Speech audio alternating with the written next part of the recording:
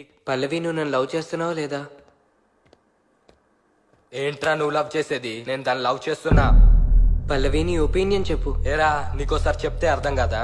నేను దాన్ని లవ్ చేస్తున్నా. నీ కోసం నేను చస్తానన్నాను. ఇక్కడి నుంచి వెళ్ళకపోతే నేనే చంపేస్తాను. ఏంట్రా నువ్వు చంపేది? ఆగండ్రా ఆగండ్రా, ఆమె కోసం మీరిద్దరు కొట్లాడుతున్నారేంట్రా? కొడితే దాన్ని కొట్టండ్రా.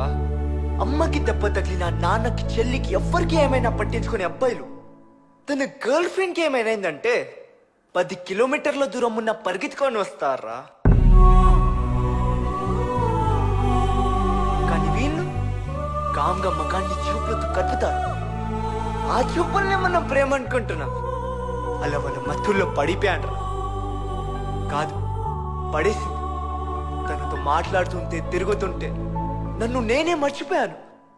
అలా ఒక వేష మోజులో పడిపోయాను. అప్పటి నుండి అమ్మ, నాన్న, చెల్లి, తమ్ముడు, ఫ్రెండ్స్ ఎవరు కనిపించలేదు. అంతా ఆ అమ్మాయి. చెల్లి ఎగ్జామ్ టైం అయిపోతున్నానయ్య అంటే అబద్ధం ఆడి ఆపండి దానితో సినిమాకి వెళ్ళి నా ఫేమస్ కాడరా. నేను పుస్తకం తీస్తే అదే, నోట్స్ రాస్తున్నా అదే. క్లాస్ లో ఫస్ట్ నుండి నేను లాస్ట్ కి పడిపోయాను. సిగరెట్ అంటే కిలోమీటర్ దూరం ఉండే నేను ఈరోజు సిగరెట్ ఎవడిస్తాడని ఆ రేంజ్ కి దిగజారిపోయాను.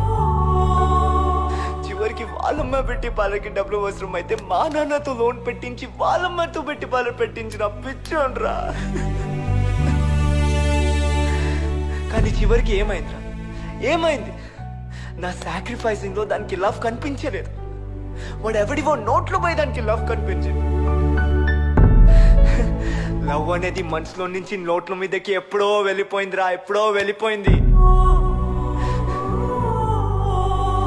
ఎవరినైతే నా గుండెల్లో ఉంచడానికి నా హార్ట్ నుండి ఫ్రెండ్స్ ని, పేరెంట్స్ ని తీసేసాను, చివరికి వాళ్ళే నన్ను గుండెల్లో పెట్టుకొని చూస్తున్నారు.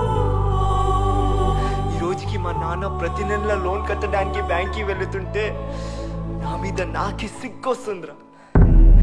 వీళ్ళందరూ ఇంతేరా, వీళ్ళందరూ ఇంతే. రారా, వచ్చేరా.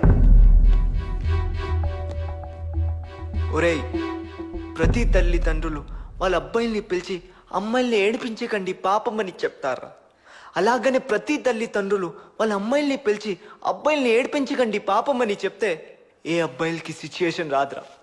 ప్రాణం తీసే పాయిజన్ 10 నిమిషాలు టైం ఇస్తుందిరా. వీళ్ళు ఆ టైం కూడా ఇవ్వరు.